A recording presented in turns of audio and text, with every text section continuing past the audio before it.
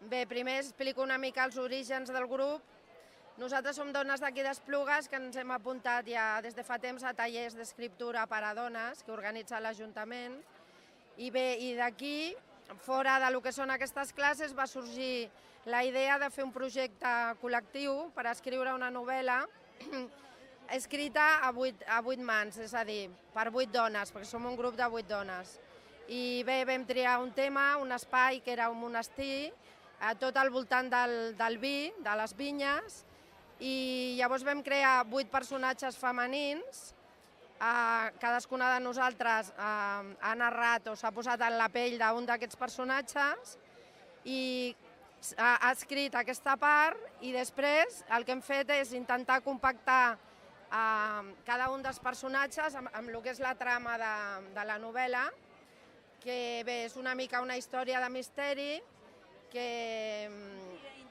d'intriga, que té lloc en el monestir, com he dit abans, i també hi ha una sèrie de fets així una mica misteriosos i hi ha algun assassinat que un altre.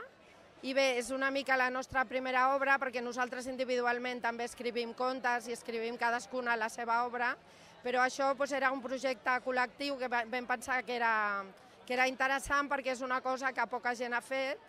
I bé, ens vam llançar una mica a la piscina i tot just ahir a la tarda va sortir del forn el llibre. I bé, avui, aprofitant el dia de Sant Jordi, perquè això ho hem autofinançat nosaltres, hem aprofitat per fer conèixer l'obra al públic i després intentar vendre el llibre per una mica cobrir una mica les despeses nostres, no?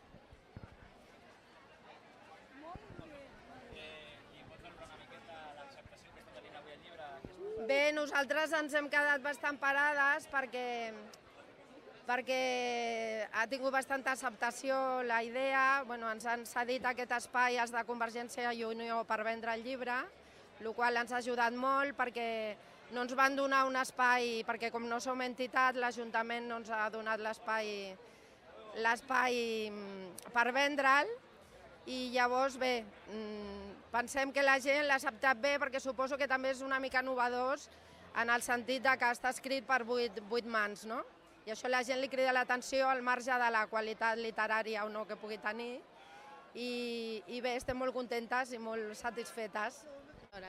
No, que en principi va començar com un joc, no sé, tampoc no ens van proposar fer una novel·la, no? Passa que, mira, mica en mica va agafant cos i al final és un projecte que ha quedat força bé i estic molt contentes. Ens ho hem passat molt bé escrivint-la i desitgem que la gent llegint-la també disfruti molt.